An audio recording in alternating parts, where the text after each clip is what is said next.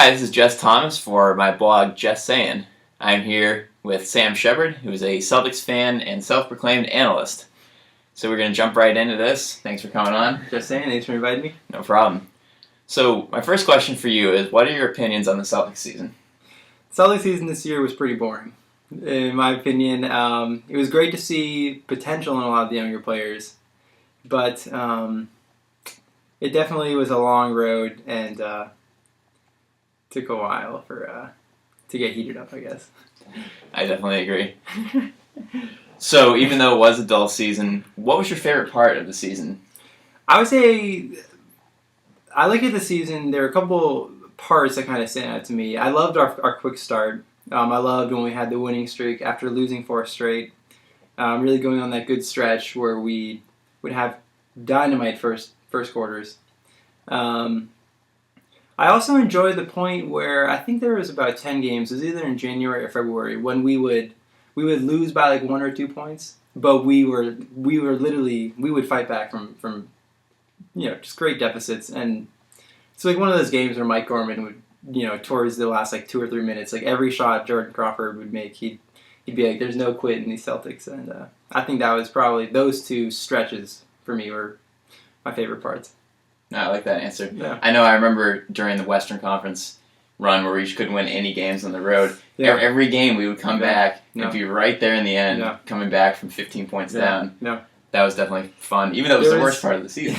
I think there was a game, and this was like towards the later stretch of that 10-game losing streak versus Orlando, and we basically had the game won. I think we were up like 1 point. Jeff Green hit a shot with about 30 seconds or so, and it's just a guy like Aaron Aflalo comes down and he seals it for the Magic, and it's just it was a little microcosm of that stretch, but it really was kind of symbolic of our no quit attitude. It was kind of cool to see. Yeah, definitely. Yeah.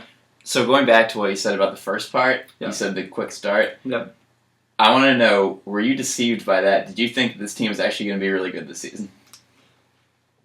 Well, I knew that the season. I've watched enough sports to know that the season's is a long duration, and even if you get off to a quick start, there's a long way to go. Honestly, my thoughts in the beginning were, this is great for us, but I was more like, this sucks for Brooklyn, because they had made the trade and they were doing so terribly. I couldn't believe it, and I was happy that the C's were winning.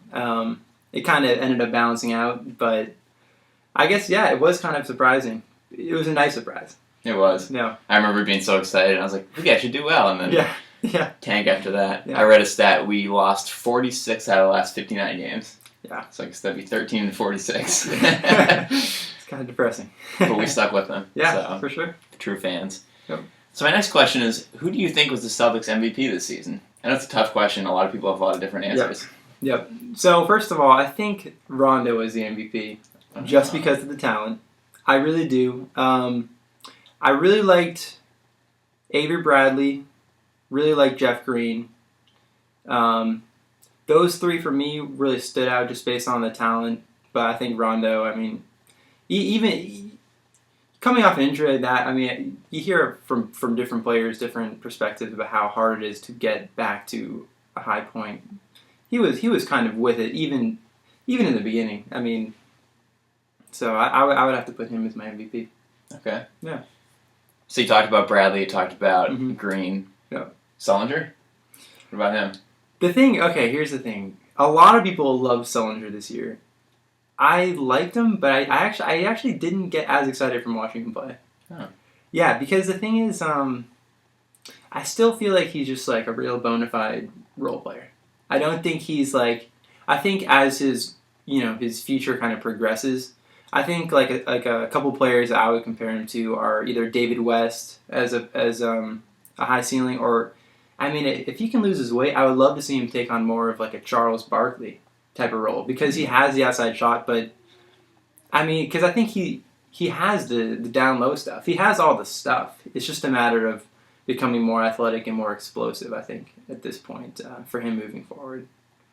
I like that analysis. Yeah. A lot of different opinions on him, so I'm just curious to see. And don't get me wrong, he definitely was like one of the top 5 Celtics. I still feel like the best for him is yet to be seen. Well, He's 21 years old, Yeah, which is crazy. That's true too. A lot of young guys. Him, Yep. Bradley, they're all very young. Yep. Okay, so actually, it goes into my next point. We'll just start with Sullinger since we've been talking about him. What grade would you give him for this season? I would give Sullinger a B. I really liked his games versus the Kings. I loved that game versus DeMarcus Cousins where he had like the 30-point line. Yeah, that Raptors game too with the 2020 game. Raptors game with the 2020. I don't want to see him fall in love with the outside shot, but I like that he's hitting it. And when he gets hot, he can string like 2 or 3 in a row, which is definitely a nice asset for a player at his position. I did read, however, that he has one of the worst 3-point percentages of anyone with a certain amount of shots. So that's something to think about. Yeah, I mean that's true. A lot of his shots came at the end of the shot clocks, so I give him a little bit of a cushion there, but I see your point. I do know what you mean, though. Like, sometimes he would get 3 or 4 Yeah. in like a 10-minute span. Yeah. Wow, look at this guy. Yeah. He can shoot some threes. Sure, yeah. I think B's fair. I think it's fair. Yep. Okay, so my next grade, we'll go back to Avery Bradley. What would you give him this season? All right, first of all, I think Bradley had a great season. I think his injuries were definitely kind of hindering in a way for him just because it meant less court time. But I do think I give him an A-. And the thing is, because I think his defense was as consistent as it always was. And I loved down the stretch of the year that new crossover move and the pull-up. I mean, watching the Hawks game, him versus Korver, I mean, it was just the matchup to go to. Him versus Brooklyn. Do you remember the game where he made I think he made like 3 threes in a row. He had like 15 at the Celtic point, like all in a row. Yeah. This was at Brooklyn. Remember that game? Yeah. And honestly, for Bradley, I see his ceiling as like a different kind of form of Dwayne Wade. Once he gets there, because I'm not going to disagree with that. Yeah, I mean, I think people forget that he was the number 1 rated high school player. Yes. Going into college. Absolutely. He did 1 year at Texas, where he was pretty good. But now this is kind of his time. He finally has his shoulders figured out, and once the ankles kind of heal up, I think that his offense is just going to keep getting better and better. So you think his injuries will end and he'll finally be on the court consistently after? Yeah, I mean, this? I actually don't think he's like an injury-prone player. I just think he's had some really unfortunate kind of, injury. I mean, twisting an ankle, that happens to everyone, but I mean, that happened versus the Heat. It just looked like a terrible sprain. I don't think he's going to have a problem staying on the court. And you think with the shoulder stuff, that kind of, you have the surgeries, you think it would be over. It's not a knee. Yeah. Knees are always the big one. Yeah, the thing is, his game is so, he's strong enough. He's actually a really strong player, but he's not like a real, like, going for the contact all the time. I mean, he's a jump shooter, quickness type of guy. So I don't think his arms will be as big of an issue as long as he's not getting beat, 3 or 4 games in a row and all that type of deal. But I agree. I think that the ankles are more important because he's such a feat player. Yeah, that's his defense. Yeah. Yeah, I think people forgot about how good he was defensively because his jump shot got so good. Do you agree? I honestly think mentally and physically, top tier. Because the thing is, he beats him to the spot. Like, it's not just a matter of I'm faster than you. It's just he forces him a certain way, beats him exactly where he wants him to go every time. He's just a great player. Hustler, yes. Yeah. So A- for Bradley. Yeah. I like it. All right, so let's go back to Rondo. What do you give him? He's the MVP. You have to give him an A, right? Gotta give him an A, yeah. I mean, honestly, he just looks stronger. His game is pretty much the same. He just looks stronger. He looks like everything is 2 or 3 times as easy as it's ever been. And I think for him, I mean, I think he kind of knew what this year was in it being a rebuilding year. I think moving forward, he's a perfect piece to kind of build a championship around. Just given his leadership and his skill set, definitely a guy to keep around for the future. Yeah, because you need that one, well, at least one veteran player. Yeah, to build a championship. Yeah, and it helps that he's won a championship too. Absolutely. Because I mean that's just he's a real face for those younger guys coming up too. So. He's brilliant. He's so smart. He's such a smart guy. I'm looking forward to the future. I missed the his one half of the broadcast. Did you catch that? Yes. Okay. How did he was he giving a lot of insights or? It was strange. He was a little bit hesitant at first, and he didn't want to. He didn't know when to talk. I think was the thing. Yeah. But Gorman was so good at asking him questions and dragging him in. Sure. He got more comfortable. then it turned into a pretty good. Yeah. He said a lot of good things. I was impressed. That's awesome. Yeah. Doesn't surprise me. Gorman with like 30+ years of experience. He's so good. Yeah, he really is. He's incredible. Okay, so my next question will go to someone we haven't talked about yet. Okay. Kelly Olynyk. He's a rookie. He struggled with injuries early in the season. Yep. Then just turned it on. What grade would you give him? Kelly Olynyk. I would give him. I give him a B-. Honestly, I thought his game was a little inconsistent. And his year really took a lot of different forms. I think in the beginning he was just kind of a hesitant player. Actually, no, excuse me. Actually, the summer league he was a great player, getting those 30-point, double-digit rebound numbers. And then I think he was a little hesitant at first, a little inconsistent. But I love the game, his most recent kind of breaking out game versus the Cavaliers. It's a great game, and I think he showed a lot of what he is, which is a really multi-talented. He can go in low, can make the shot, maybe work on it. Maybe athleticism is a thing he works on or finds a way to compensate for. But I think he was a solid player for the Celtics. He definitely showed what he was good at as the season went on. Yeah, I love his like step away.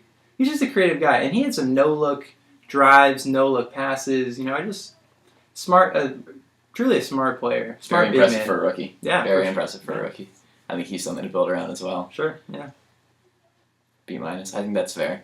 If you're gonna give Sullinger a B, I say B- for him. Yeah. I think personally I might give Sullinger a B+ and Olynyk a B. But if we're going on your scale, I think a B- is very fair for him. Sure. Okay, next player, Chris Humphries. What do you give him? Always a hot topic. He was honestly. First of all, I'll give him a B as well. I think Chris really understood what this year was. I think he understood his role given his age. He was a great player for the Celtics, though. Like, great leader. And he actually played really well in like that middle stretch when he was in the starting lineup, and hitting that shot versus the Pelicans just kind of really defined him as just like that veteran presence that is like a reliable presence down the stretch. And I'd like to see him sign back with the C's, but we'll see if that happens. But I give him a B. Yeah, I think that's very fair. Yeah. I have one more player for a grade. He kind of sometimes seems like the forgotten guy. Okay. But he was there all season, so consistent. Brandon Bass. Love Brandon Bass. What grade? He won the Red Auerbach Award, too. Yeah. Which I just want to clear up. The Red Auerbach Award is given to a Celtic who exemplifies being a Celtic on and off the court. So keep that in mind when we hear this grade for Bass this year. What do you give him? It's hard to give Bass a grade because he kind of just seems like whatever you want him to do, he'll do it. I'll give him a B+. The great part about Bass is that he's like he is in the prime of his career, and I just think that his athleticism is where he needs to be. His game, he knows his game so well, and I love how he goes it for every dunk with two hands. He knows what he can do. He knows what he can do, and he can do a lot. He's a great defender. He's just undersized. That's probably one of his bigger weaknesses, but. Great player, good year, well deserving of the award for sure. Absolutely. Yeah. I agree. From start to finish. Yeah. I completely agree. Yep. Although Jeff Green did play every game this year.